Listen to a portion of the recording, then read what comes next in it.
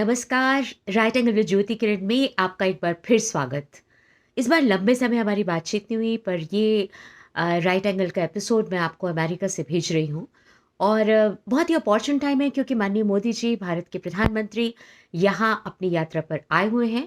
और बहुत सारे मुद्दे, जिनमें कि क्वाड शामिल है, अफगानिस्तान के बहुत सारी गहराई तक होने वाली चर्चा के साथ साथ भारत की इकोनॉमी और उसके साथ जुड़े हुए नए तकनीकी प्रश्नों पर अमेरिका के साथ होने वाला कोऑपरेशन, ट्रेड इश्यूज जो हमेशा से स्टिकी रहे हैं, उन पर भी बहुत सारी बातचीत। और इसके अलावा मज़ेदार बातचीत जो राष्ट्रपति बाइडेन और मिसेस हैरिस से माननीय मोदी जी ने बहुत गहराई के साथ की, जिसमें कि भारत की कंसर्न्स, भारत के मुद्दे, भारत से जुड़ी हुई समस्याएं, जिन पर अमेरिका एक बहुत ही मीनिंगफुल और प्रोएक्टिव रोल प्ले कर सकता है। तो ये बात तय है कि अब ट्रेजेक्ट्री एक साधारण रिलेशनशिप से बढ़ कर के गहराई की तरफ, स्ट्रेटेजिक पार्टनरशिप से बढ़ कर के इकोनॉमिक पार्टनरशिप में जैसे जैसे बदलती जा रही है, वैसे वैसे दोनों देशों के लिए अर्थव्यवस्थाओं के विषय में जानना ज़रूरी है।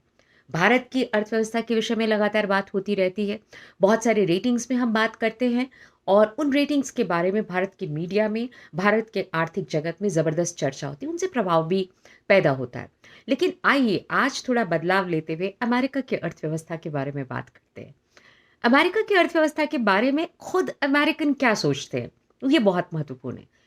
पिछले कुछ महीनों में हालांकि अनएम्प्लॉयमेंट की दर गिरती जा रही है, लेकिन तभी भी एक सर्वे के मुताबिक, यू गव अमेरिका और इकोनॉमिस्ट सर्वे के मुताबिक, सारे अमेरिकन अमेरिका की अर्थव्यवस्था के विषय में कॉन्फिडेंट हैं, ऐसा नहीं है। बहुत सारे लोग ये बात मानते हैं हालांकि कि 2008 जैसी परिस्थिति नहीं है, लेकिन तब भी ये बात स्पष्ट है कि अमेरिका एक चिंता के दौर से ज़रूर गुजर रहा है, जहाँ तक कि अर्थव्यवस्था की बात है। बहुत सारे अमेरिकन्स ये मानते हैं कि इन्फ्लेशन यानी कि बढ़ती हुई कीमतों की चर्चा ज़रूर होनी चाहिए। करीब 40% मानते हैं कि अर्थव्यवस्था की धुरी हैं उसकी कीमतें। अगर कीमतें गड़बड़ तो सब गड़बड़। तो भैया इस बारे में बात कीजिए, और इस बारे में ज़िम्मेदारी भी लीजिए कि लगातार कीमतें क्यों बढ़ रही हैं। अगर देखेंगे तो प्रति वर्ष बढ़ती हुई दर पर हाउसिंग सेक्टर, जो कि 2008 की भी चिंता थी, उस सेक्टर में लगातार कीमतें बढ़ रही हैं। साथ ही साथ पुरानी यूज्ड व्हीकल्स की कीमतों ने हैरान परेशान करके रखा है। फ्यूल प्राइसेस की बात तो अंतर्राष्ट्रीय स्तर पर लगातार हो ही रही है। तो अधिकतर अमेरिकन क्या सोचते हैं अमेरिका की अर्थव्यवस्था के बारे में, ये भी बहुत महत्वपूर्ण है। और खुद जो रूलिंग पार्टी डेमोक्रेट इस विषय में क्या सोचते हैं, उस बारे में भी हम ज़रूर बातचीत करना चाहेंगे। लेकिन सबसे पहले बताएं कि जबकि इन्फ्लेशन सबसे बड़ी कंसर्न है, इसका ये मतलब नहीं है कि अनएम्प्लॉयमेंट पूरी तरह से यहाँ से गायब होता जा रहा है। अनएम्प्लॉयमेंट की दर गिरी ज़रूर है, लेकिन हर 3 अमेरिकन में से 1 अमेरिकन ये मानता है कि अनएम्प्लॉयमेंट बहुत बड़ी समस्या है। और आप अमेरिका में कहीं भी जाएं, मैंने आपको पिछले एपिसोड में भी कहा था, हर जगह वॉलमार्ट से लेकर टारगेट तक, किसी भी छोटे रेस्टोरेंट से लेकर बड़े बिजनेस तक, सब तरफ बड़े बड़े बोर्ड्स हैं, we are hiring now, immediate hiring. तो देखिए, साथ ही साथ 2 बातें चल रही हैं। पहला ये कि हायरिंग लगातार लगातार हायरिंग का प्रमाण बढ़ रहा है, लेकिन साथ ही साथ अनएम्प्लॉयमेंट भी है और लोग काम पे जा ही नहीं रहे। लेबर फोर्स में पार्टिसिपेशन बढ़ ही नहीं रहा। अधिकांश वर्क फोर्स, शायद बहुत सारे इकोनॉमिस्ट ये मानते हैं कि इकोनॉमिक स्टिमुलस जो दी गई, जिसकी कि 4 किस्तें यहाँ पहुँच चुकी हैं, वो इतनी ज़बरदस्त तरीके से कंज्यूमर्स के पास में कैश दे गई कि लोगों को काम करने की ज़रूरत ही नहीं महसूस हो रही है। अमेरिका लेज़ी होता जा रहा है। दूसरी ओर जो अधिकतर कहना चाहिए कि समाजवादी किस्म के अर्थशास्त्री हैं, वो ये मानते हैं कि नहीं, इसका इस बात से कोई संबंध नहीं है। स्टिमुलस तो अमेरिका के लिए बेहद ज़रूरी था, नहीं तो बहुत सारे लोग बहुत सारी पीड़ाओं से गुजरते, शायद बेघर हो जाते, शायद उनको भोजन पानी की तकलीफ हो जाती। तो इसलिए स्टिमुलस देने से इस बात का कोई अंतर संबंध नहीं है। उनका ये कहना है कि चूंकि प्रतिदिन की जो वेज की दर है, वो ही इतनी कम है कि लोग जॉब करने के लिए आकृष्ट नहीं हो रहे, या फिर जो महिलाएं हैं उनके लिए चाइल्ड केयर की व्यवस्था ही नहीं। और ये वास्तव में बिल्कुल सच्चाई की बात है कि अमेरिका में चाइल्ड केयर के लिए व्यक्ति ढूंढना, रिसोर्सेज ढूंढना, साधन ढूंढना और उसके बाद काम पे बाहर निकलना बहुत बड़ा चैलेंज है। तो इन चैलेंजेस के साथ राइट एंगल विद ज्योति किरण में फिर से एक बार हो रही है परिचर्चा, इस बार भारत की नहीं लेकिन अमेरिका की अर्थव्यवस्था के लिए, फॉर अ चेंज। इसके आगे हम बातचीत करेंगे कि कुल मिलाकर इंडिकेटर्स कहते क्या है। तो भाई बात हो रही थी आंकड़ों की, तो एक तो इनकी जो रेट ऑफ ग्रोथ चल रही है इस समय वो एनुअल चल रही है 6.4% जीडीपी की ग्रोथ, और उसके साथ में करीब करीब 4.3% जो ग्रोथ रेट है वो पिछले क्वार्टर की रही है। कुछ एनालिस्ट ये भी एक्सपेक्ट करते हैं, हालांकि ज़्यादा ऑप्टिमिस्टिक है, कि करीब 7.5% की जीडीपी ग्रोथ रेट हो जाएगी, जो कि 1951 से लेकर अब तक की होने वाली ग्रोथ रेट के मुकाबले सबसे ज़्यादा रहेगी।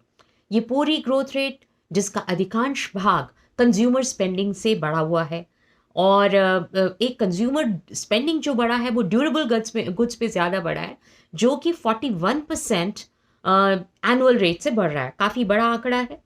और ये पूरी की पूरी जो ग्रोथ रेट है ये स्पष्ट बता रही है कि गवर्नमेंट के इंटरवेंशन का एक बहुत पॉजिटिव और एक बहुत ज़बरदस्त असर हुआ है। देखिए, ये डेवलप्ड इकोनॉमी की एक खासियत है कि वो किसी भी तरीके से फिस्कल पॉलिसी में कितना भी ज़्यादा डेफिसिट स्पेंडिंग कर लें, उन्हें इसके लिए जवाबदेह नहीं होना पड़ता। जबकि जितनी भी डेवलपिंग अर्थव्यवस्थाएं हैं, उनको पूरा अपने फाइनेंशियल पैरामीटर्स को देखते हुए एक तरीके से फिस्कल पॉलिसी को बहुत ही प्रूडेंट तरीके से इस्तेमाल करना पड़ता है। और जैसा कि मुझे पिछली बार के बजट से याद है कि जहाँ पर ब्रेक्स लगे हों तो आप एक्सेलरेटर नहीं बढ़ाते, यानी जहाँ ग्रोथ की संभावना कम दिखाई दे रही है वहाँ आप पब्लिक स्पेंडिंग करें भी तो फायदा कम से कम इस संदर्भ में नहीं होगा कि आपकी मांग बढ़ेगी। तो भारत से अगर तुलना करेंगे तो अमेरिका ने बहुत ज़बरदस्त सोशल स्पेंडिंग की है, और इन्होंने अपना जो स्टिमुलस है उसको बहुत तेज़ गति से डिसबर्स भी किया है। इसलिए ये बात पक्की है कि उसका असर यहाँ की अर्थव्यवस्था। हालांकि प्रेसिडेंट बाइडेन लगातार अर्थव्यवस्था की दिक्कतों को समझने और उन पर काम करने की कोशिश कर रहे हैं, और स्टिमुलस के पैकेज से जो ग्रोथ रेट बढ़ी है वो ज़बरदस्त नंबर है, लेकिन फिर भी इन प्रश्नों को बिल्कुल नहीं भुलाया जा सकता कि कोविड से होने वाले प्रभावों के कारण अमेरिका की अर्थव्यवस्था में जो बेरोजगारी और उससे जुड़ा हुआ इनइक्वालिटी का मुद्दा है, और उससे जुड़ा हुआ हेल्थ रिसोर्सेज की अवेलेबिलिटी का मुद्दा है। मैं किसी अगले एपिसोड में अमेरिकन हेल्थ सिस्टम के बारे में ज़रूर बात करना चाहूँगी, क्योंकि मुझे लगता है कि वो बहुत बहुत गहराई तक समझने और बात करने का मुद्दा है। उससे भारत को बहुत सारे सीखने की भी चीज़ें हैं। लेकिन इससे पहले कि हम इस एपिसोड को समाप्त करें, हम ये ज़रूर कहना चाहेंगे कि केवल अर्थव्यवस्था की ग्रोथ रेट के नंबर्स किसी इकोनॉमी की हेल्थ और उसके सिटीजन्स की हैप्पीनेस को इसलिए तय नहीं कर पा रहे क्योंकि ये जो पूरा विषय है उसमें असमानता लगातार हमें बढ़ती हुई दिखाई दे रही है। असमानता से हमें हेल्थ रिलेटेड जो रिसोर्सेज हैं उनमें असमानता दिखाई दे रही है, और इस तरह ये एक स्ट्रक्चरल या संस्थागत इनइक्वालिटी के तौर पर, जिसमें कि फिर जेंडर का विषय भी बहुत महत्वपूर्ण हो जाता है, यानी कि पूरा का पूरा बोझ अर्थव्यवस्था का महिलाओं पर पड़ने की संभावना लगातार बढ़ती जाती है। मुझे लगता है इस एपिसोड में इन 3 प्रश्नों पर बात करने के साथ एक और महत्वपूर्ण बात मैं आपको कहना चाहूँगी कि भारत के प्रधानमंत्री के विजिट को लेकर यहाँ जिस प्रकार का एक्साइटमेंट दिखाई दिया भारतीय कम्युनिटी में, और ओवरऑल जिसको कहना चाहिए कि अमेरिकन ब्यूरोक्रेसी में, और उसके साथ ही साथ अमेरिकन अमेरिकन यूनिवर्सिटीज़ में, जहाँ की अब भारत उदीयमान भारत के तौर पर प्रतिस्थापित हो रहा है, वो भी ज़रूर चर्चा का विषय होना चाहिए। लेकिन साथ ही साथ अमेरिका का मीडिया इस विषय में कितना जागरूक है, ये आप पर मैं प्रश्न छोड़ती हूँ कि इतने महत्वपूर्ण विषय जिनमें क्वाड से लेकर के स्ट्रक्चरल एडजस्टमेंट आफ्टर कोविड, इन पर बातचीत हो रही है विश्व की 2 सबसे महत्वपूर्ण डेमोक्रेसीज के बीच, उसमें अमेरिकन मीडिया की भूमिका कितनी पैनी, कितनी गहरी और कितनी सार्थक है, ये विषय मैं कभी किसी आगे की चर्चा के लिए छोड़। तो विकसित अर्थव्यवस्थाओं में भी जो लगातार सच दिखाई देता है अर्थव्यवस्था का, वो वास्तविक सच नहीं होता। उसमें भी अगर आंकड़ों के बीच में छपाई के फाइन प्रिंट्स देखे जाएँ, तो बहुत सारी चीज़ें समझ में आती हैं। मुझे लगता है कि यहाँ के मीडिया के बारे में, यहाँ की अर्थव्यवस्था की सेहत के बारे में और यहाँ की कुल मिलाकर के भारत के प्रधानमंत्री के यात्रा के विषय में होने वाली एक्साइटमेंट के से जुड़ी बहुत सारी खबरें आप तक पहुँच रही होंगी। मुझे लगा कि ये एक छोटा-सा एक जिसको कहते हैं कि आपस की बातचीत आप तक ज़रूर पहुँचानी चाहिए। राइट एंगल विद ज्योति किरण में आपने लगातार इस प्रकार की चर्चा में मेरा साथ दिया है और मेरे साथ बने रहे हैं, उसके लिए आप सबका एक बार फिर से शुक्रिया। अगला एपिसोड आपको भारत से भेज सकूँगी। तब तक के लिए आप और आपके जुड़े हुए समस्त परिवारजनों को सुरक्षित रखिए, मास्क पहनते रहिए और लगातार मेरी ओर से भेजा जाने वाला स्नेह अनुभव करते रहिए। उसमें कोई इकोनॉमी नहीं है।